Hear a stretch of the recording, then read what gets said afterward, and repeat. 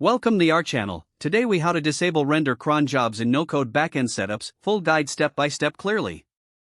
To disable render cron jobs in your no-code backend setup, start by logging into your render dashboard. Once you are logged in, navigate to the services section. Find the specific service that contains the cron job you wish to disable. Click on the service to open its management page. Scroll down to the cron job section of your service detail. Locate the cron job you want to disable. Next to the cron job, you will see a toggle switch or a button labeled Disable. Click the toggle switch or button to disable the cron job. A confirmation prompt may appear, asking you to confirm the action. Confirm the action to finalize disabling the cron job. After disabling, you will notice that the cron job is no longer active. To ensure the settings are saved, refresh the page or navigate away and return to the cron job section.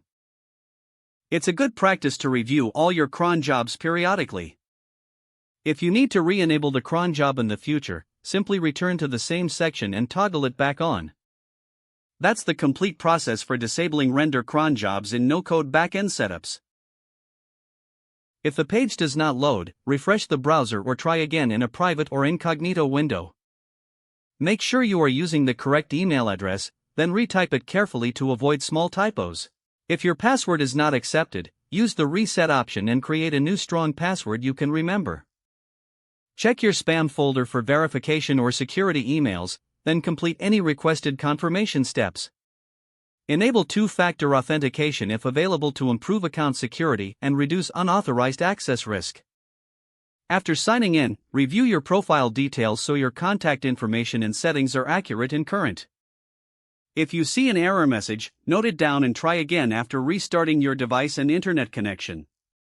Log out when you finish, especially on shared devices, to keep your account and payment information secure. If the page does not load, refresh the browser or try again in a private or incognito window. Make sure you are using the correct email address, then retype it carefully to avoid small typos. If your password is not accepted, use the reset option and create a new strong password you can remember.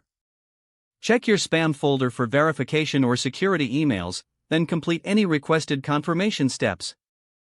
Enable two-factor authentication if available to improve account security and reduce unauthorized access risk.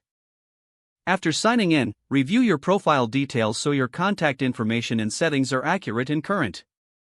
Don't forget to like this video and subscribe to our channel for more step-by-step tech guides.